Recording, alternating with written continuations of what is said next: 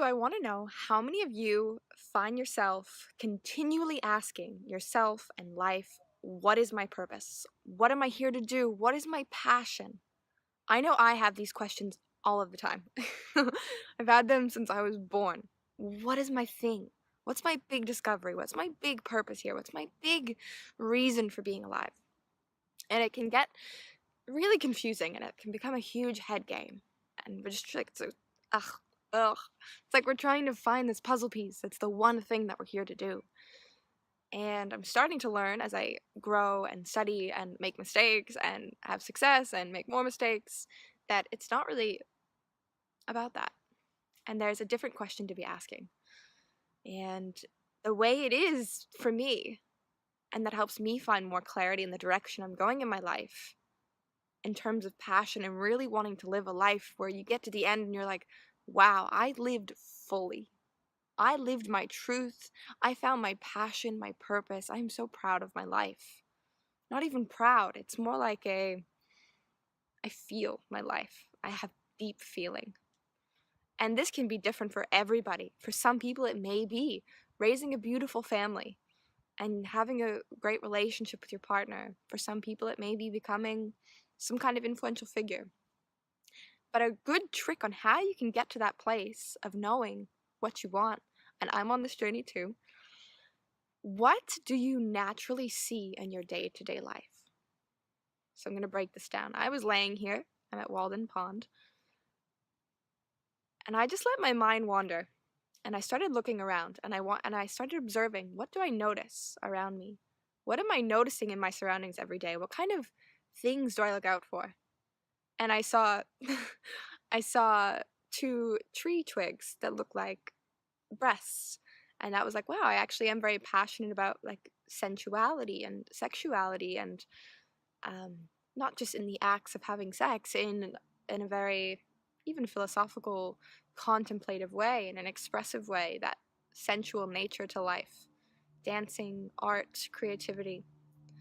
And then I noticed families walking and the joy that I could see within their connection. And that's a huge thing for me: relationships, partnerships, companionships.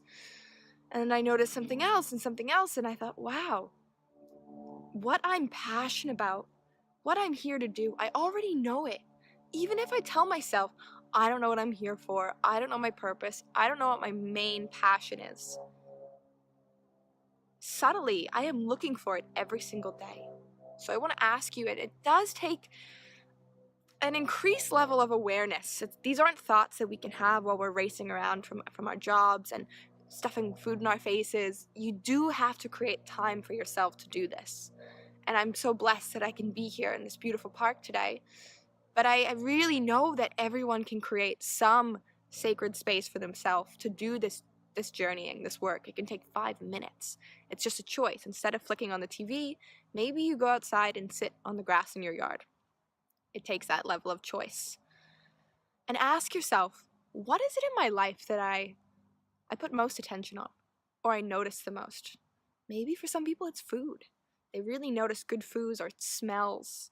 Maybe for other people it's fashion, and they like seeing other people who are wearing beautiful clothing. These are just hints for you. Life is constantly feeding you hints of what you're passionate about and what you're here to do. It's just about taking a breath to stop and see those messages and realize, oh wow, you know what? I do think about intimacy quite a lot.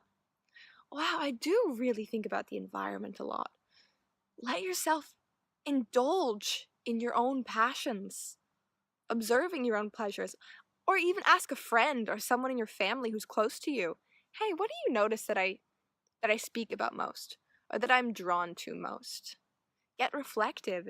If you're having these big questions, like myself, then the answers are there. They're woven into every single thing we do every day. What we're here to be, we already are. And we're constantly pulling it into us. It's just about acknowledging it and saying, wow, okay, I see that. All right, I'm going to take that as a step in the next direction. I'm going to see how else I can surround myself with environments like this, activities like this. So all these huge existential questions, they can actually be very simple in nature, and they can be found in the quietest, most still, simple moments.